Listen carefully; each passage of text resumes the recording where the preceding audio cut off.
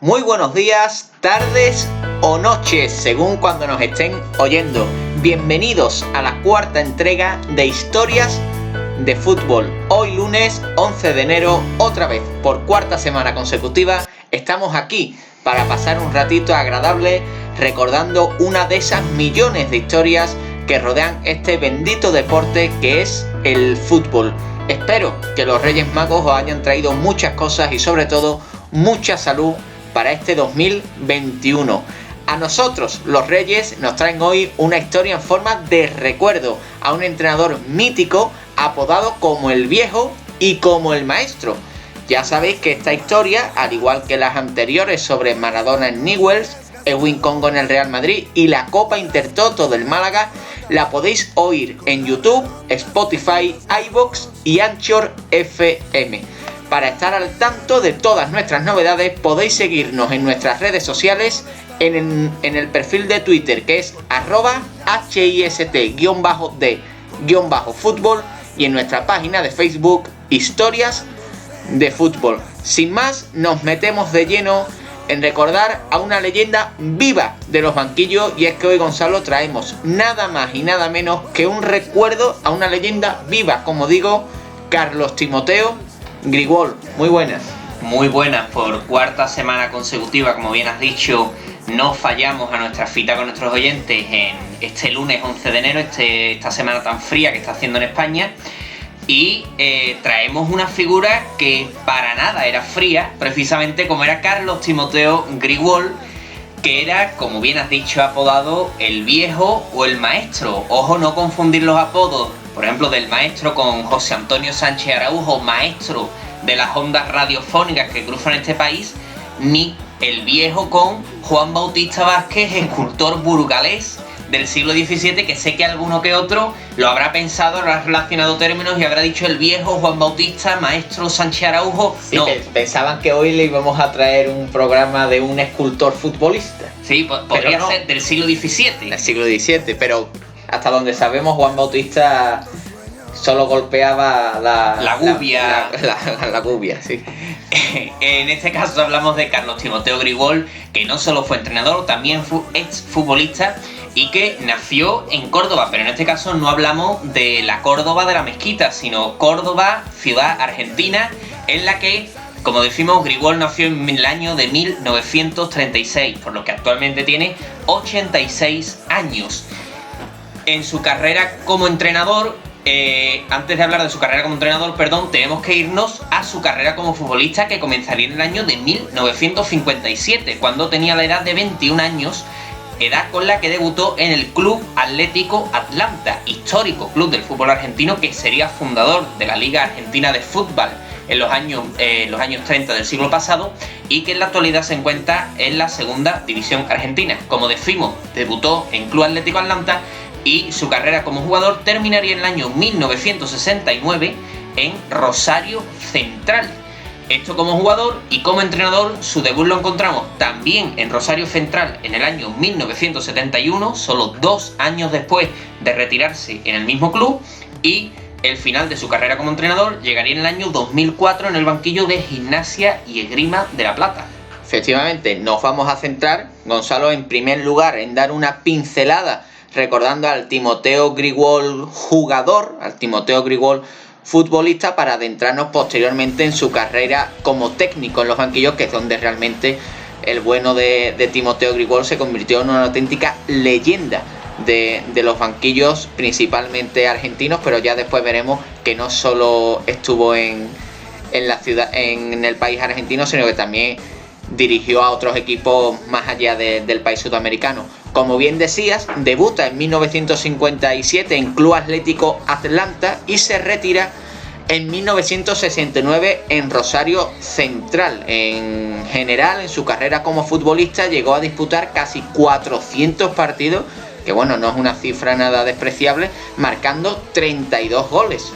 Efectivamente, como jugador disputaría en varias ocasiones la primera división argentina, además del torneo de la Copa Suecia, ese torneo un poco característico y que a muchos oyentes no les sonará de absolutamente nada, y es que es un torneo que se jugó en Argentina en el año 1960 mientras que la selección disputaba el Mundial de Fútbol.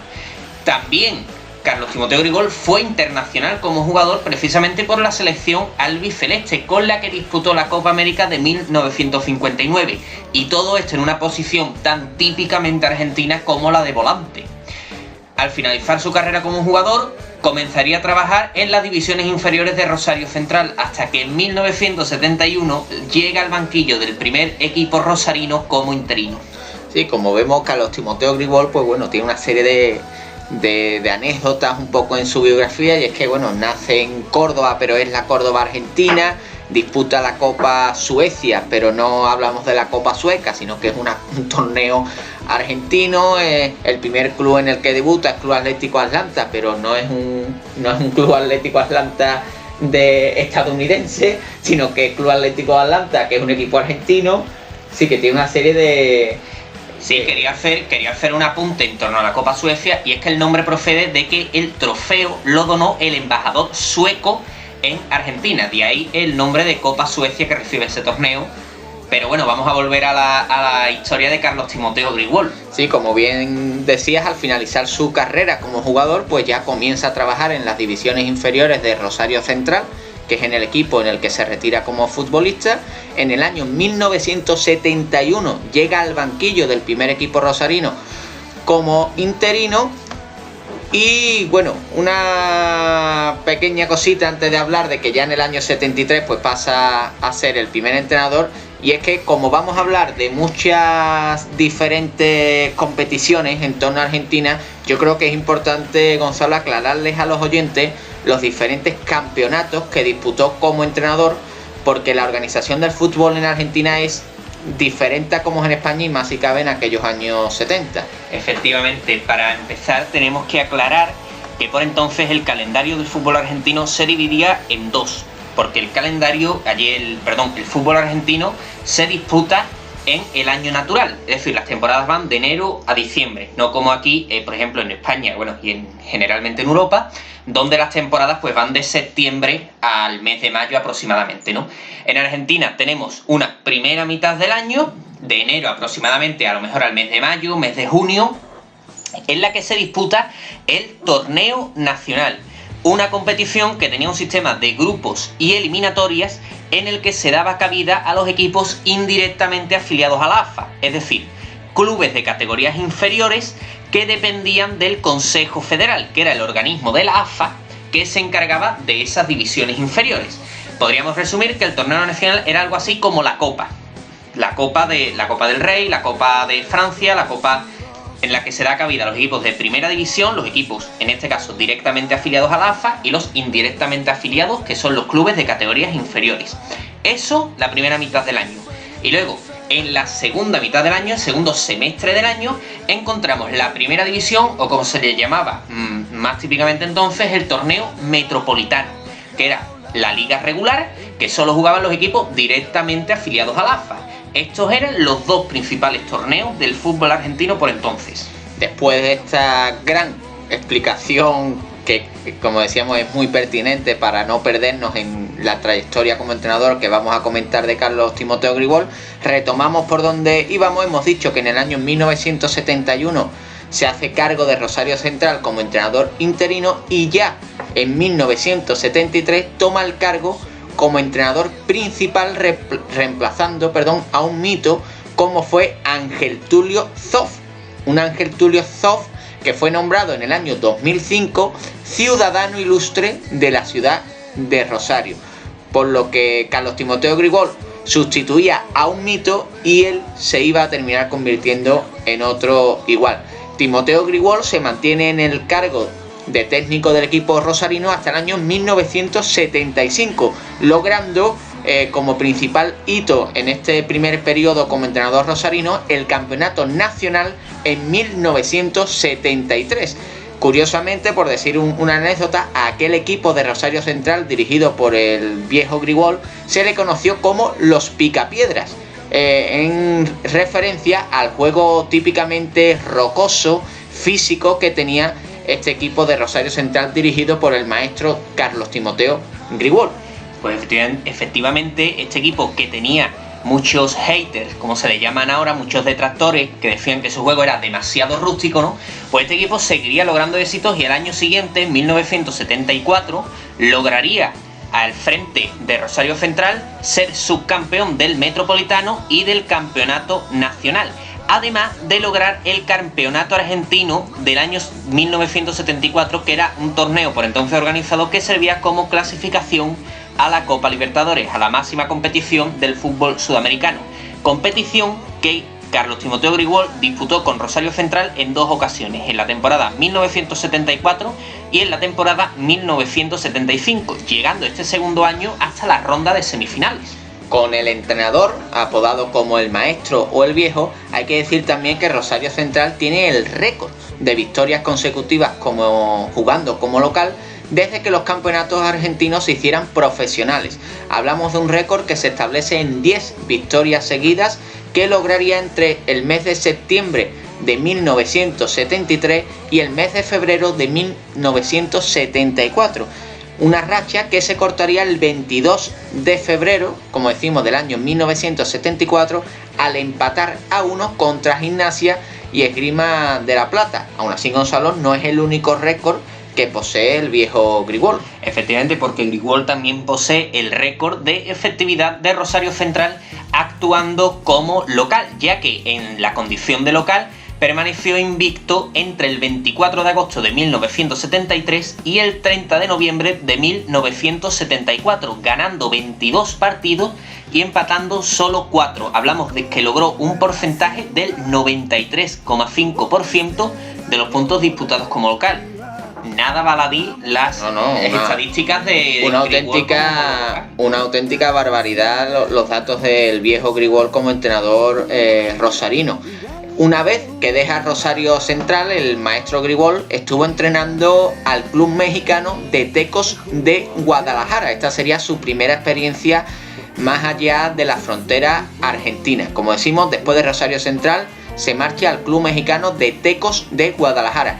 No obstante, regresa al club de Rosario en la temporada 1977-1978, pero podríamos decir, Gonzalo, que como decía Sabina, yo creo que Timoteo Grigol no escuchó la canción de Sabina más que nada porque todavía Sabina no lo había escrito. Yo creo que podemos decir que Sabina se inspiró en esta vuelta de Timoteo Grigol al banquillo rosarino para decir que no se debe de regresar a aquellos lugares en los que ha sido feliz. Y es que Timoteo Grigol pues realizó una campaña irregular muy alejada de los grandes éxitos de su primera etapa. Como dice mucha gente, segundas partes nunca fueron buenas excepto en El Padrino. Efectivamente. Así que, como decimos, se marcha a Tecos de Guadalajara, regresa a Rosario Central, donde pues bueno, realiza una campaña irregular y ya estamos en el año 1979, precisamente en el primer semestre de ese año, donde el viejo Grigol entrena al Kimberley de Mar del Plata. Tras este corto periodo, como decimos, simplemente 6 meses en el banquillo de Kimberley, llega la segunda gran etapa de Carlos Timoteo Grigol como técnico. La primera fue en Rosario Central y la segunda sería, Gonzalo, en Ferrocarril Oeste, al que Carlos Timoteo Grigol llega con la entrada de la nueva década, con el año 1980, y se mantendría durante 7 temporadas hasta 1987. Y es que con el conjunto de los verdes de Caballito, como es apodado este Ferrocarril Oeste, que quizás a muchos oyentes les pueda sonar por ser el club en el que se formó el central actualmente de la Roma, Federico Facio. Como decimos, con los verdes de Caballito, Carlos Timoteo Grigol lograría 2 subcampeonatos consecutivos en 1981, tanto en el torneo nacional como en el Metropolitano. En el Metropolitano pelearía hasta el final con el Boca Juniors de Diego Armando Maradona y, por otro lado, en el torneo nacional caería en la final ante el River Plate de Mario Kempes, un Mario Kempes que venía ya de brillar en el Valencia, en el conjunto Che. Que todo el mundo lo recuerda, no por cómo fue como futbolista, que fue un fantástico futbolista, sino porque llegó a ser entrenador del Club Deportivo San Fernando. Efectivamente, Mario Kempes tuvo su etapa cañailla, su etapa en la isla, no sabemos si coincidió con Camarón. No sabemos, es verdad que Mario Kempes tiene un un estilo de pelo. Sí, similar, muy agitanado, ¿no? Muy agitanado, que yo creo que fue el principal factor por el que el equipo de San Fernando puso a Mario Kempes como técnico. Entrenaba por bulería Mario Kempes en San Fernando.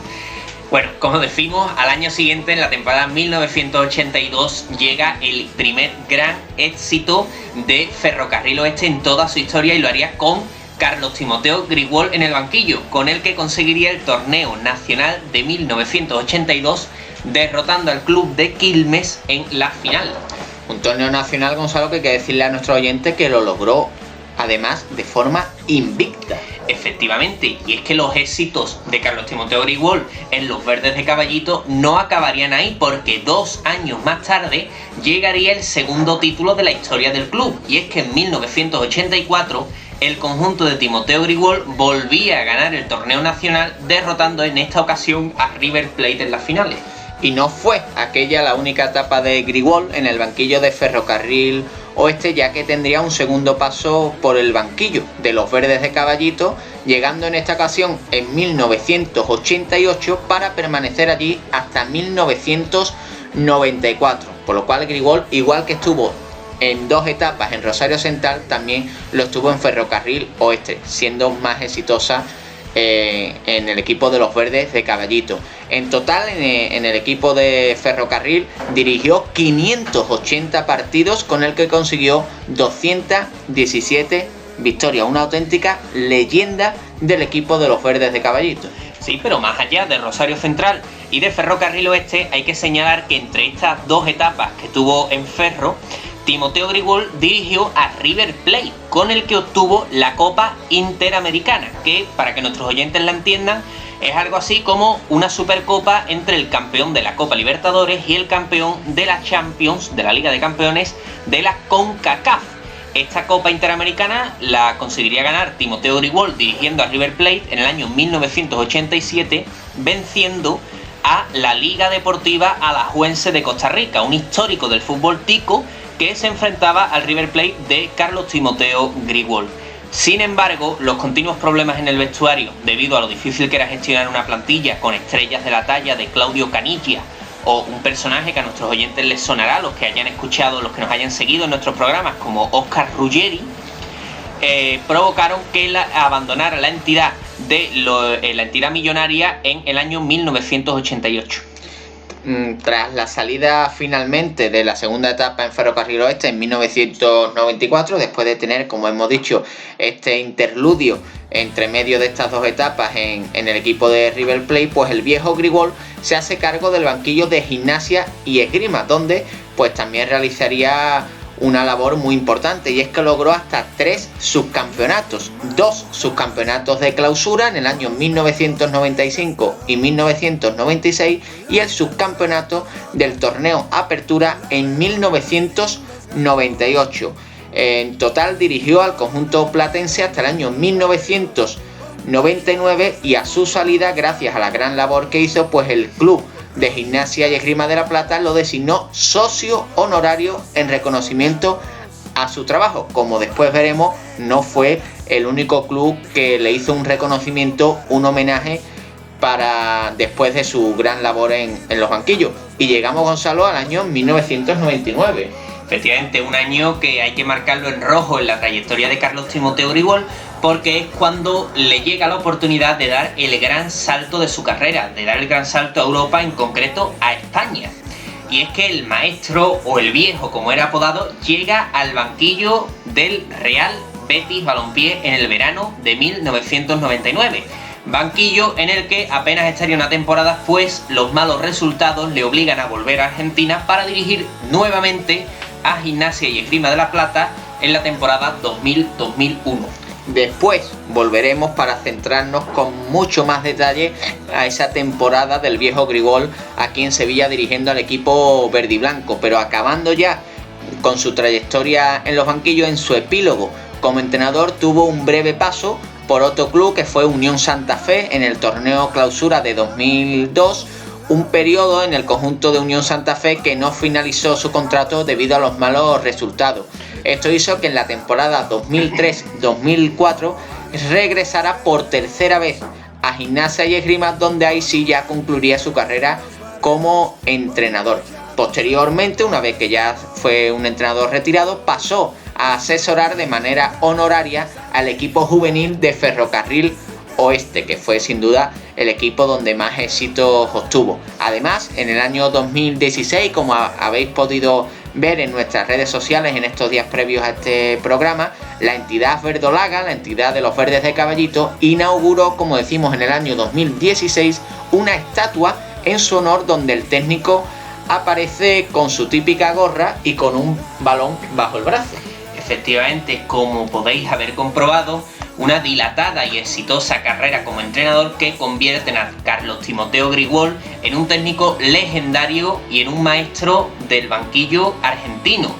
Y son muchos los entrenadores que posteriormente han ido aprendiendo de sus métodos. Pero Gonzalo, como yo ya introducí antes, no podemos quedarnos aquí sin pararnos a recordar con más detalle la etapa corta pero inolvidable en una ciudad como es Sevilla, que es tan carismática por así solo y que le gusta tanto este tipo de personajes. Como digo, no podemos pasar por alto la trayectoria corta pero inolvidable del viejo Grigol en Sevilla como entrenador del Real Betis. Efectivamente, y para hablar de Grigol y el Betis tenemos que irnos al inicio de la campaña 99-2000, cuando con una gorra y con 65 años llega Carlos Timoteo Grigol al aeropuerto de San Pablo. El entrenador argentino llamó mucho la atención en Sevilla desde el momento de su llegada, y este llamativo paso del entrenador argentino por Sevilla no lo sería precisamente por sus resultados. Sin embargo, el viejo dejó una cierta impronta en la ciudad gracias a su peculiar forma de vestir, con su gorra, sus polos estampados, sus vistosas gafas de sol, sus corbatas indescriptibles y unas palabras siempre llamativas. Hay que apuntar, Gonzalo, que Grigol no era la primera opción de Manuel Ruiz de Lopera, otro presidente que dejó una gran impronta en el club verde y blanco. Como digo, no era la primera opción de Manuel Ruiz de Lopera, por entonces presidente del Betis. No era la primera opción para el banquillo verde y blanco, como digo, sino que digamos que llegó de rebote. Efectivamente, era sabido dentro de la prensa futbolística de Sevilla que Carlos Timoteo Grigol no había sido la primera opción para dirigir al Real Betis en esa temporada. Un Real Betis que venía un poco frustrado de una campaña anterior en la que, tras la marcha de Serra Ferrer al Barcelona, había tenido 4 entrenadores, dejando Clemente especialmente una decepción bastante importante. Y es que Manuel Ruiz de Lopera, previamente a Carlos Timoteo Grigol, tuvo fichado al también argentino Américo Rubén Gallego, que por cierto fue integrante de la plantilla que Grigol tuvo en River Plate. Como decimos, después de haber hasta oficializado el fichaje de Américo Gallego, hubo que dar marcha atrás porque este técnico argentino no contaba con la experiencia mínima de 3 años al frente de un equipo de primera división, algo que se le exigía a los entrenadores extranjeros en España en la época. Es entonces cuando el Betis convence a un Grigol que semanas antes le había dicho que no al Mallorca, un Mallorca que venía de años muy exitosos con Héctor Cooper en su banquillo, y pues resulta que hasta Sevilla llega Grigol con su gorra y acompañado del segundo entrenador Gabriel Perrone, que además era su yerno, y del preparador físico Matías Valdecantos. Un trío que le costaría al Betis 350 millones de pesetas por 2 temporadas. Recordando un poco el contexto de aquel Betis, hay que decir que aquella primera pretemporada del viejo Grigol en el banquillo verde y blanco fue bastante convulsa, y es que en aquel verano pues el Betis vivió diferentes episodios de inestabilidad. A su principal estrella por entonces, que era el delantero Alfonso Pérez Muñoz, pues tanteó con la posibilidad de marcharse al Real Madrid. Además, se recrudecieron las hostilidades contra el eterno rival, el Sevilla Fútbol Club, con una serie de declaraciones de Lopera contra el por entonces presidente rojiblanco Carrión. Además, fue rechazado el defensa Geli, que seguro que nuestros oyentes verde y blanco lo recuerdan, y la única gran alegría de aquel verano llegó con la consecución del segundo trofeo Carranza de la historia para el equipo verde y blanco, un trofeo Carranza que en aquellos años pues era un trofeo bastante prestigioso, a pesar de no dejar de ser un torneo de verano, pero como digo, en aquellos años tenía bastante prestigio. Estas malas sensaciones de la pretemporada se reflejaron en el comienzo de una liga que no empezó bien. El Betis cayó derrotado en Bilbao, empató en casa con el Depor y tuvo un siniestro total en Málaga. Y todo esto, Gonzalo, sin anotar, como digo, ni un solo gol. Pues así llega el Betis a la cuarta jornada, en la que visitaría Heliópolis el Valencia, un grande del fútbol español que aún no había conseguido puntuar a pesar de que estrenaba en el banquillo al entrenador de moda en el fútbol español. Buen entrenador que ya he comentado brevemente antes y que no es otro que el argentino Héctor Cúper, que había triunfado con clamores en Mallorca y que llamaba la atención por sus métodos expeditivos y por esos característicos golpes que le daba en el pecho a sus jugadores antes de salir al campo. Sí, unos golpes en el pecho que Héctor Cúper había aprendido de nuestro protagonista de hoy, Timoteo Grigol. Nos paramos en este encuentro de Betis-Valencia porque fue un encuentro que recoge muchas anécdotas y muchos recuerdos que creemos que son importantes de recordar. En las vísperas de aquel partido Betis-Valencia solo se habló de algo que ya, por así decirlo, ya se sabía, ¿no? Pero que en aquellos días, pues bueno, la prensa lo repitió hasta la saciedad, y era que a Héctor Cúper, mejor dicho, se le consideraba el discípulo aventajado del maestro Carlos Timoteo Grigol. Una relación de pupilaje, como se suele decir en el argot argentino, que se había forjado en los años lejanos de Ferrocarril Oeste, cuando el joven Héctor Raúl Cúper era el defensa central de los verdes de Caballito y máximo símbolo de aquel equipo de hierro. Efectivamente, Grigol conoce a Héctor Cúper con apenas 18 años y desde entonces se convierten en grandes amigos. Cúper, por su parte, tras abandonar el fútbol, comienza una carrera de entrenador en la que siempre se guió por los métodos y las formas que había aprendido del viejo Grigol. En Argentina se escribió que eran dos almas gemelas persiguiendo un mismo estilo futbolístico, y ambos, maestro y alumno, se encontraban en la hierba del Villamarín el sábado 18 de septiembre de 1999, cuando el reloj marcaba las 9 de la noche.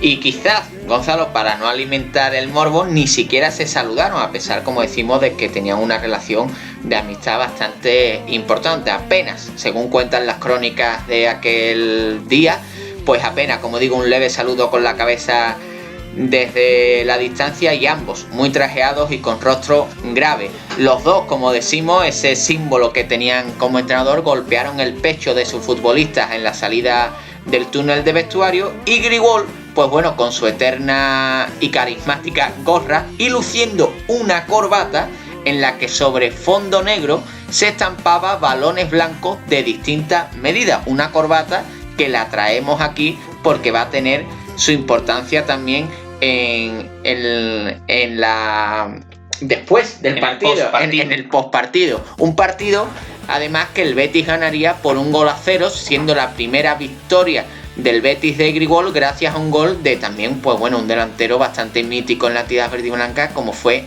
Oli. No obstante, Gonzalo, aquella noche se recuerda por más cosas que por la primera victoria verde y blanca con Grigol al mando y por este mediático encuentro entre el maestro Carlos Timoteo y el discípulo Héctor Cúper. Efectivamente, y es que yo creo que de aquella noche se puede decir que lo menos importante fue el partido, ¿no? Fue el fútbol, un partido que el Betis ganaría por 1-0, como hemos dicho. Y es que si por algo se recuerda aquella noche, si no hay cosas suficientes para recordar aquella noche, fue porque el viejo Grigol protagonizó una de sus actuaciones más recordadas y memorables en rueda de prensa, donde, tras analizar el partido y contestar a las preguntas de los periodistas que allí se encontraban, se puso en pie y antes de marcharse habló de su llamativa corbata negra estampada de balones y dijo textualmente que esas pelotitas le habían dado a él y a su familia todo lo que tenían, y reveló que ya llevaba dirigido 1122 partidos en su carrera. Los periodistas no pudieron aguantar la emoción y, exaltados, lo despidieron con una tremenda ovación. Una corbata que hay que decir, Gonzalo, que nuestros oyentes habrán podido ver en nuestras redes sociales, y si no lo han hecho, pues que visiten nuestro perfil de Twitter y de Facebook, porque ahí aparece la foto de Timoteo Grigol con esa mítica corbata de balones estampados.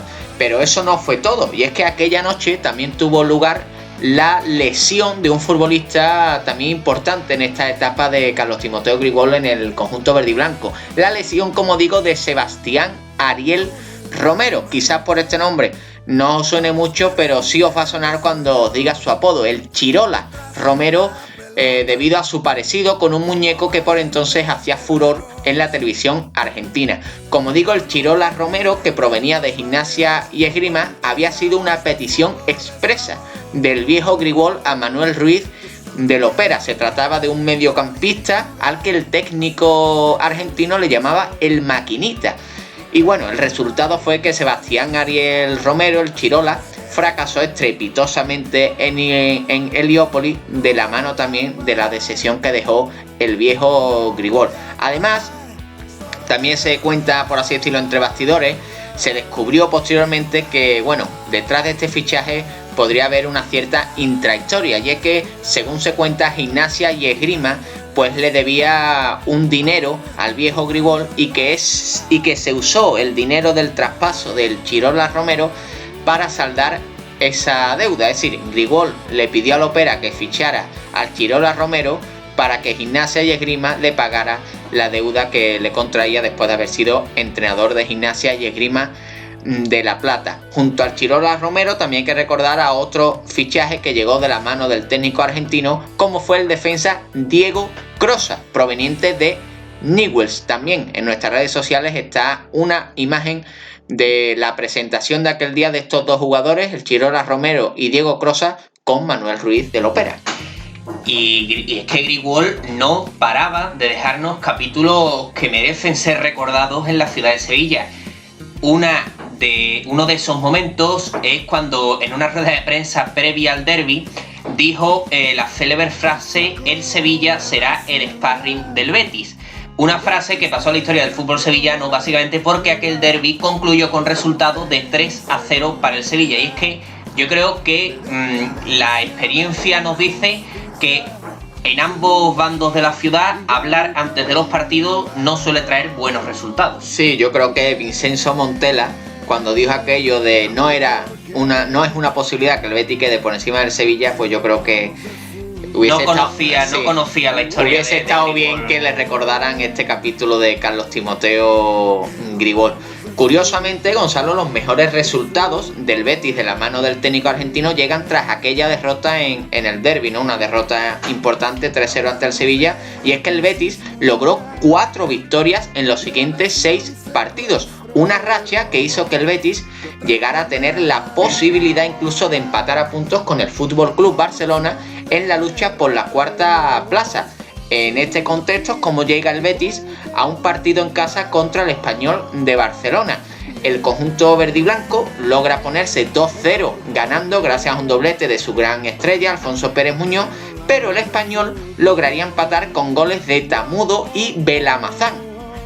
El final del partido fue una auténtica locura. Según cuentan las crónicas, hubo 2 penaltis, 2 expulsiones y un caos absoluto que concluyó con un 2-5 a favor del Español. Esto hizo que Manuel Ruiz de Lopera, el excéntrico expresidente del Betis, dijera tras el encuentro una gran frase también para el recuerdo, y es que dijo: no teníamos que haber metido el segundo gol. Lopera siempre a la vanguardia del mundo futbolístico con afirmaciones como esas. Hombre, la clave de no ganar el partido estuvo en que el Betis marcó 2 goles en vez de 1. Claro. Lopera siempre a la vanguardia, no nos fallaba el dirigente verde y blanco. Bueno, pues este caótico encuentro, como decimos, supuso el principio del fin de la era de Carlos Timoteo Grigol en el Betis, pues en los siguientes 8 partidos solo ganó 2, y esta mala racha hizo que, como decimos, Lopera terminara cesándolo, con el Betis encontrándose en el 16º lugar y coqueteando con el descenso. Es entonces cuando llega a Heliópolis el entrenador holandés Guus Hiddink, con el que acabaría descendiendo en esa temporada 99-2000, que el descenso estaría formado nada más y nada menos que por Sevilla, Betis y Atlético de Madrid. Y así llegamos, Gonzalo, al final de esta cuarta entrega de Historias de Fútbol, una cuarta entrega que ha estado monopolizada por el personaje de Carlos Timoteo Grigol, un personaje y también sin duda un entrenador mítico, leyenda viva, un técnicos inolvidables de los banquillos, principalmente argentinos, pero que también hemos querido rescatar su etapa corta, pero como digo, inolvidable por esa impronta que dejó en la ciudad dirigiendo al conjunto del Real Betis Balompié. Acabamos así una cuarta entrega que a mí, al menos personalmente, Gonzalo, me ha gustado mucho recordar a Carlos Timoteo Grigol, porque yo recuerdo de pequeño que me llamaba mucho la atención en los típicos cromos de Panini encontrar a un entrenador con una boina. Sí, no, Carlos Timoteo Grigol, yo creo que con resultados mejores y peores, ¿no?, en su carrera, porque tampoco se puede decir que la carrera de Grigol fuera precisamente mala, porque en Argentina logró grandes éxitos y más al frente de un Ferrocarril Oeste, que, hombre, es un club histórico en el fútbol argentino, pero no es una potencia del fútbol del país sudamericano. Pero Carlos Timoteo Grigol dejaba una impronta y un recuerdo en todo aquel que se cruzaba en el camino con el viejo. Sí, yo creo que es un entrenador argentino que quizás no sea tan mediático como pueden ser entrenadores como Bilardo, Menotti, Marcelo Bielsa, pero que tampoco creo yo que esté muy por detrás de ellos. Bueno, es verdad que esos entrenadores han tenido más repercusión fuera de las fronteras de Argentina. Pues, por ejemplo, bueno, Menotti y Bilardo pues han sido seleccionadores argentinos en distintos mundiales. Marcelo Bielsa ha tenido una mayor carrera internacional. Pero bueno, en cuanto a términos de carisma y de recuerdo, ¿no?, en el fútbol argentino, pues sí, creo que puede ser perfectamente comparable. Y bueno, este programa, como bien sabéis, lo podéis escuchar en nuestras plataformas de YouTube, Spotify, iVoox y Anchor FM. Los enlaces para escuchar este programa y para seguir todas nuestras novedades, para ver esas imágenes a las que os hemos hecho referencia a lo largo del programa, pues podéis seguirnos en nuestras redes sociales. Nuestro perfil de Twitter es @hist_d_fútbol y nuestra página de Facebook Historias de Fútbol. Sin más, nos entretenemos más, que ya hoy nos ha quedado un programa un poquito más largo que estos días anteriores. Vamos a decir una pequeña pista de un próximo programa que yo creo que va a ser también muy entretenido, porque vamos a hablar, Gonzalo, de un futbolista alemán de los años 70. Efectivamente, a mí he de reconocer que es la historia en este caso sería la quinta, que todavía la tenemos que hacer, y creo que puede ser la más interesante, la más desconocida, porque creo que muy poca gente conocerá o les sonará al menos el nombre de este futbolista alemán, pero que es absolutamente apasionante, porque es que mezcla fútbol, mezcla política, mezcla geografía, mezcla aspectos muy dispares entre sí. Sí, como decimos, es una historia fascinante y también estremecedora. Vamos a cambiar un poquito el tono, no va a ser un tono tan jocoso como el de estos primeros programas, nos vamos a poner un poquito más serio, porque bueno, este futbolista alemán de los años 70 terminó siendo asesinado y vamos a hablar de ello, de quién fue este futbolista alemán, quién lo asesinó, por qué lo asesinaron. Bueno, vamos a hablar un poquito más de, como nuestro programa dice, va a ser totalmente historia y fútbol. Así que sin más, os esperamos el próximo lunes. Ha sido todo un placer volver a estar con vosotros y nada, a escucharnos, Gonzalo, nos despedimos. Muy buenas, hasta luego.